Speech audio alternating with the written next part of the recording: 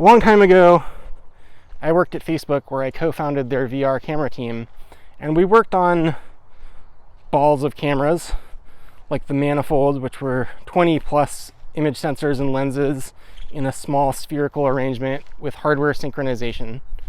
And so I'm very familiar with the requirements of building light field cameras. And similarly, I worked at Lyft and Google X on self-driving cars and robots.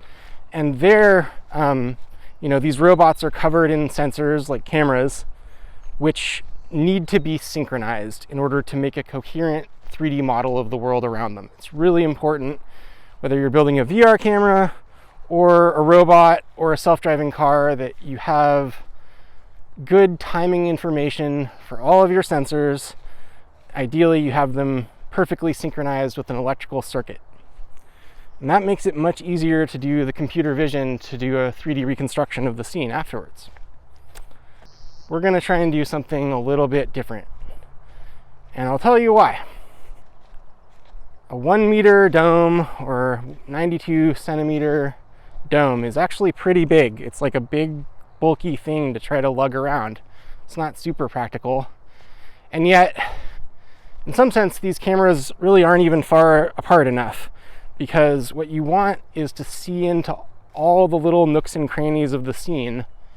You want to see behind all the objects in the foreground into the occlusions, so that later when you look at it in VR or you do a photorealistic render from a virtual camera, there isn't any missing data in important places. And it's just not possible to capture enough of the scene with a camera that's that size. So what we need to do is move the cameras farther apart. And that means we can no longer synchronize them with wires. GoPro Hero 12s, which have introduced a new feature, which is a QR code based synchronization. You fire up the GoPro app on your phone, and then it's showing a QR code that updates every frame, which is like a timestamp on the phone's screen.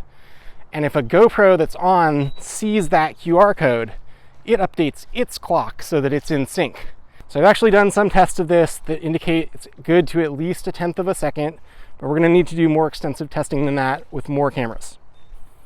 I don't expect that the QR code synchronization is going to be good enough on its own.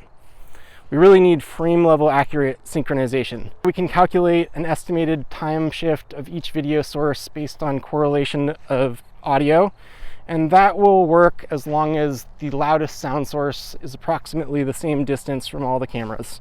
The open source NeRF video engine that we have on GitHub right now, it builds 1 NeRF per frame of video in sort of an independent fashion. But the direction we're going towards is to build a 40 radiance field where we can integrate observations from arbitrary timestamps and jointly learn a motion field together with either audio or optimization-based estimation of the time offset. We will be able to combine the data from the different GoPros, even if they're not perfectly synced.